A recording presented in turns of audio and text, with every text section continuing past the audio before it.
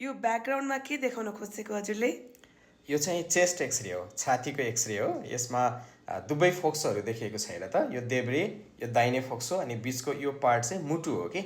अनि यो फोक्सो चाहिँ नर्मल छैन। एक्सरेमा फोक्सो कालो देख्छ, तर यसमा चाहिँ सेतो सेतो पैसाको सिक्का जस्तो कति धेरै लिजनहरू छ दुवै साइडमा। हेर त, है हो योहरू नि, होइन हो योहरू? नि, हो। ओके। यो सबै कोइन लिजनहरू। यो चाहिँ शरीरको अरू ठाउँबाट फोक्सोसम्म फैलिएको क्यान्सर हो। यसलाई मेटास्ट्याटिक लङ डिजिज भनिन्छ।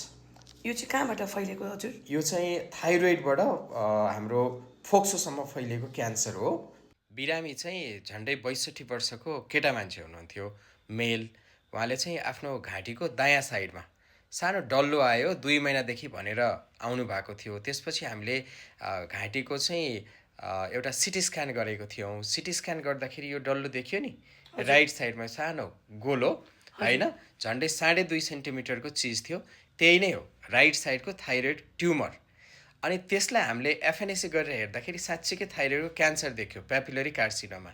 र उहाँको चाहिँ अब अपरेसनको तयारी गर्ने क्रममा छातीको एक्सरे गरौँ न त भनेर हेरेर छातीको एक्सरे अर्डर गर्दाखेरि अघिको जस्तो एक्सरे देखियो क्या। भनेको घाँटीको यति सानो ट्युमरबाट पनि त्यसरी छाती दुवै फोक्सोभित्र ठाउँै नरहने गरी क्यान्सर फैलिन सक्दो रहेछ।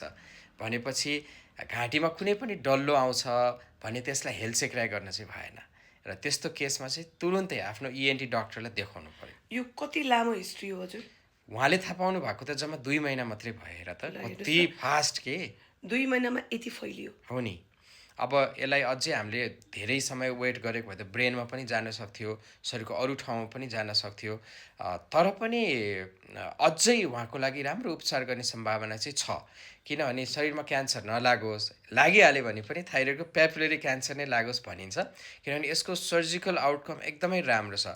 घाँटीमा यो डल्लो देख्ने बित्तिकै अझै अगाडि आउनु भएको भए सायद फोक्सोमा नि फैलिन पाउँदैन थियो कि होइन।